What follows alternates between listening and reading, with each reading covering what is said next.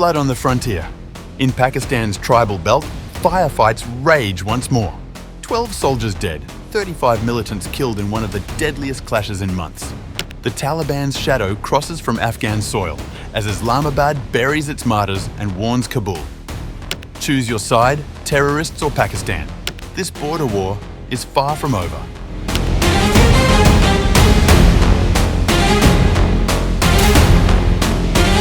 Pakistani security forces have carried out a series of raids near the Afghan border, triggering some of the deadliest clashes in recent months.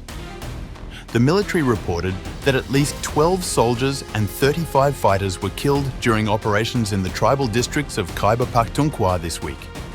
In Bajar, security forces raided a suspected militant hideout, killing 22 fighters following a prolonged exchange of fire.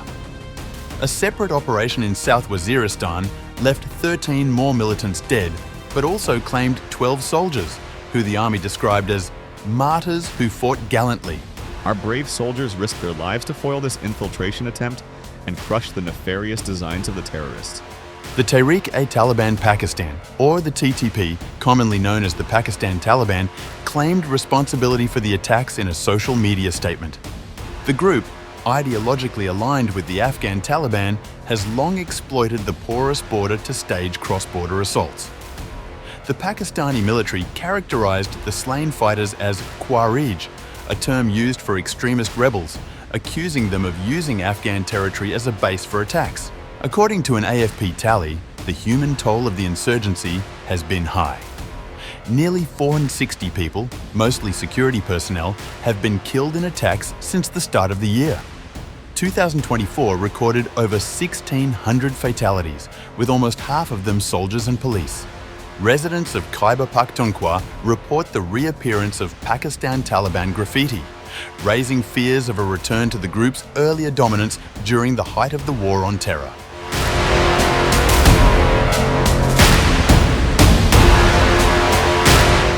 Against a backdrop of escalating violence, Prime Minister Shehbaz Sharif travelled to Bannu this week with Field Marshal Syed Asim Munir to honour the 12 soldiers killed in South Waziristan.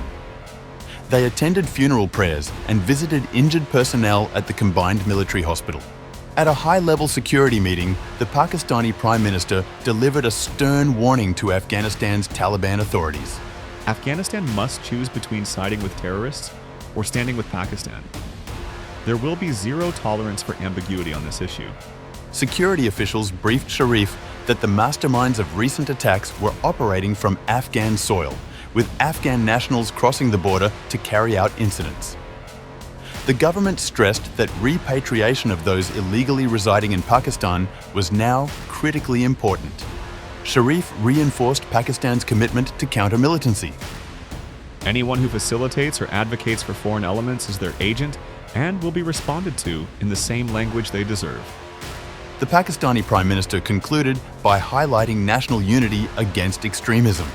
The people of Pakistan, particularly those of Khyber Pakhtunkhwa, stand like a fortified wall with the state and armed forces against terrorism. Since April 2025, more than 554,000 Afghans have been returned under the Illegal Foreigners Repatriation Plan, including roughly 145,000 in August. Pakistan has hosted Afghan refugees for over 4 decades, but authorities now cite security concerns as justification for mass repatriation.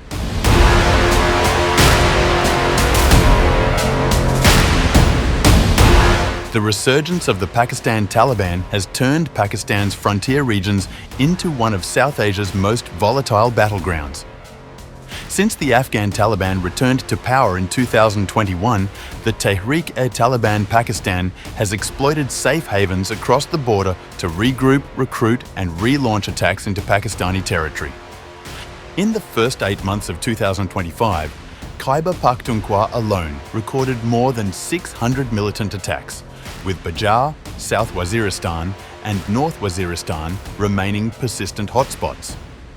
Frequent firefights between militants and security forces underscore the enduring volatility of the region.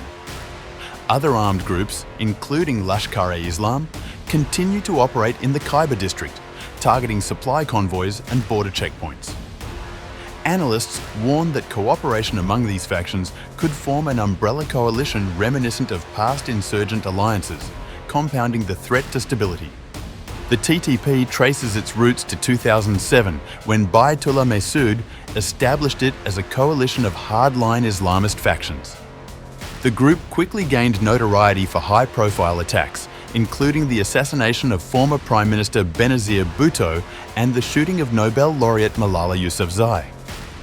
Leadership losses, including Bayatullah and Hakimullah Masood in US drone strikes and Mullah Fazlullah in 2018, have failed to dismantle the organisation. Today, Nur Wali Masood heads the TTP, which analysts estimate has roughly 6,000 fighters, many armed with NATO weapons left behind during the 2021 US withdrawal. After a fragile ceasefire collapsed in late 2022, the TTP resumed attacks across Pakistan. By 2023, militants carried out high-profile assaults, including the killing of 5 Chinese nationals, prompting Beijing to demand greater protection for its Belt and Road investments.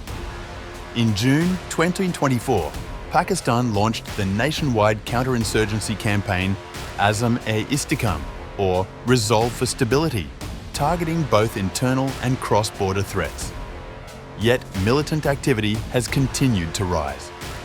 A 2024 United Nations Security Council report highlighted growing ties between the Afghan Taliban and the TTP, noting logistical and financial support from Kabul. Some reports suggested the Taliban sought billions in exchange for relocating TTP members, though Afghan officials denied the claim. In August 2025, the Pakistan Institute for Conflict and Security Studies reported a 74% increase in militant incidents compared to July, with 194 fatalities recorded. Security analysts warned that the TTP's evolution could draw in regional extremist groups, including Al-Qaeda in the Indian subcontinent, raising the risk of broader destabilisation across Central and South Asia. For now, Pakistan's military insists operations will continue even as the human toll mounts.